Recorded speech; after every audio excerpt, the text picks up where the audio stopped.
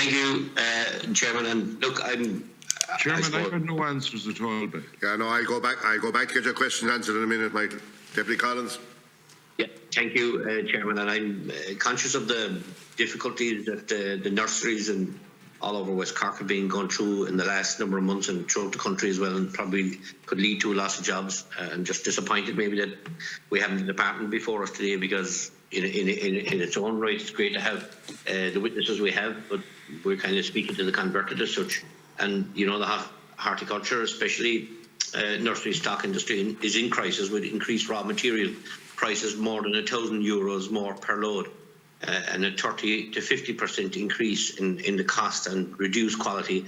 Many growers are saying they're going to go to business, and it looks like there's no plan for any transition in the industry. And maybe there's something, it's a question I'll lead to, but number one is, can maybe he explain why peat is being exported from Ireland and Irish growers having to purchase raw material from abroad with huge extra carbon footprint and putting the Irish grower, especially small enterprises, at a disadvantage? And the second question is there a plan for transition for the replacement of peat for the horticulture industry in this country? And the third question is, what about the peat in the bogs that can never be re-wetted and returned to habitat? Why can a licence not be given to those sites, to those that peat, instead of letting it there and Irish growers having to bring peat in from as far away as Estonia or wherever? Thank you. Okay. I'm going back to the witnesses now, and I see Kieran Dunn is indicating that he wants to get in. But Deputy Fitzmaurice asked a few specific questions there that weren't answered. So, will you answer them, Mr. Dunn, and what Mr. Deputy Collins has said there as well? So, yes, I will try. Okay, firstly, Kieran. The question that Michael asked was, did the working group come up with a solution? What was the solutions, and what was the general agreement? I suppose there is a general consensus that there needs to be harvesting of peat in Ireland, and that was right across the full working group, from Friends of the Irish Environment, from Antashka, and indeed from the experienced horticulturalists around the table. The short-term solution is agreed, general consensus, that sub 30 hectares would be possible, and possibly is possible for the short-term solution, and would be sufficient to supply the Irish horticultural industry until the medium and long-term position was put in place.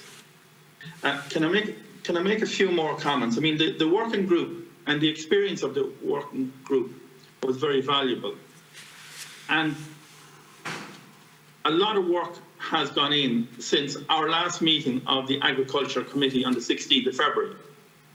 Behind the scenes, not just the working group, but indeed the industry have put in a huge amount of effort to try and resolve this issue. 5, 6, 7 months ago, we stated by June we would be in a crisis situation. We waited months for the working group to be put in place. We also, Mr. Chairman, we have and did put in the interim report in sufficient time to resolve the situation, or try and resolve the situation. That's 2 months ago. We have got little by way of solid reaction from government. I know the different departments are doing their best behind the scenes to try and resolve the situation. It's not an easy thing to resolve. But I think there needs to be some fair play and some common sense in all of this process. And Michael, you spoke openly and honestly about being a bogman. Well, I live in the middle of the Bog of Allen. And we're very proud of what we have done. We're very proud of what we have built. We're very proud of our achievements and our people and our industry. We're a close-knit community within the horticultural industry. We're also very proud of our output, our professionalism, our exports, our jobs for local people, our product, local product for our market, our local market, product that is suitable for the Irish weather and the Irish conditions. We are extremely hard-working, good paid, quality jobs in rural communities throughout the country. I mean, this can be turned into a good news story, but instead, we were thrown into crisis. We have survived minus 18 degrees frost. We've survived Brexit and worked our way through it with the help of the departments. We have survived and stayed open right through COVID and kept all of our people employed right through COVID. Talk about putting your shoulder to the wheel or indeed pulling on the green jersey. We can't be asked to do any more. We survived the recession, which wasn't easy with banks and overdrafts and loans. We've survived all of this. And we're very proud of what we do. And we're hard-working people throughout Ireland, throughout rural communities. We're very proud, and somebody spoke earlier about Bord Bia. We're very proud of what we've achieved with Bord Bia and with Bloom over the last 15 years.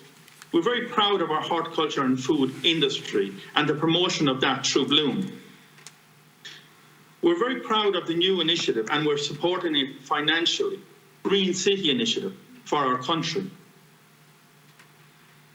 But who's going to support Bloom, and who's going to support Green City in the future? Is it going to be European produce? Because if we don't have peat, there will be no produce to support what is a fantastic festival and celebration of food and horticulture.